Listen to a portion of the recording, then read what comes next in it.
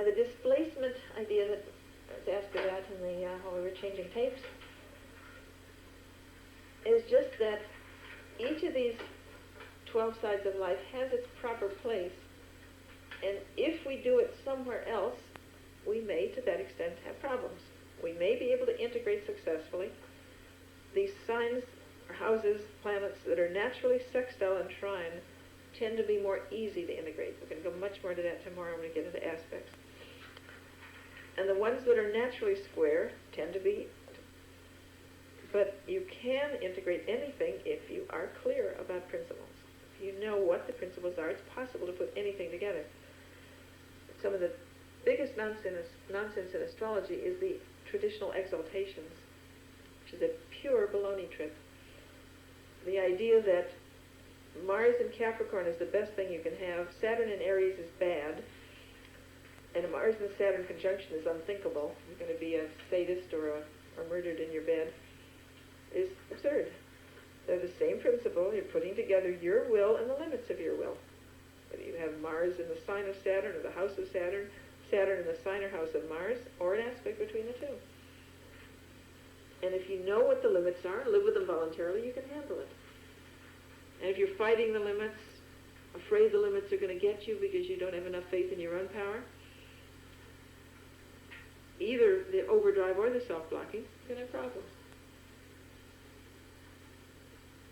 And that includes Mars and Capricorn, just as much as any of the rest.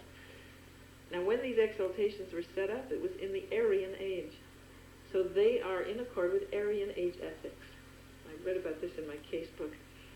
It's my explanation for how the exaltations came to be. There is a theory that there was a time when some big ceremony happened, some big religious thing, when all the planets were in those positions. And that was supposed to be such a tremendous thing that they were sacred from that moment on in those positions. And that particular theory is that it's a siderealist theory. Of an astrological temple. Yeah. After it moved from one city to another, the new founding right. was supposed to be commemorated by these exaltations. Yeah. Whichever, if that actually occurred, which I don't know, it's still nonsense. And I've seen plenty of people with Mars and Capricorn who were doing a horrendous amount of self-blocking, and others who were in overdrive. But today, self-blocking is actually more common than overdrive, at least the people that I see. But if you're dealing with criminals, then you may find more of the overdrive. But displacement is just the danger of doing something that is appropriate to its own degree in its own place, misusing it, doing it in the wrong place, or sometimes just overdoing it. But the Mars-Saturn conjunction, for instance, if you say, my will is law, and therefore the world has to conform to my will, I will make the world be the way I want it to be, that's a displacement of your will into universal law. And it's not going to work. Sooner or later, the world's going to come down on you. On the other hand, if the opposite, the self-blocking, is the world has all the power, I don't have any. If I do anything, I'm liable to do it wrong. I'll fail or fall short. I might as well give up and not even try.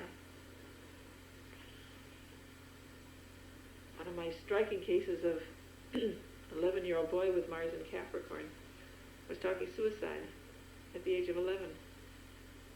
He had a younger brother, and he always had to end up losing. So if his brother, if he won in a game with his brother, he had to have another game immediately so he could finally end up the loser. If he made something of handicraft and family admired it, he would break it, destroy it. He could not accept anything good about what he did. He was like a wipeout as far as he was concerned at the age of 11.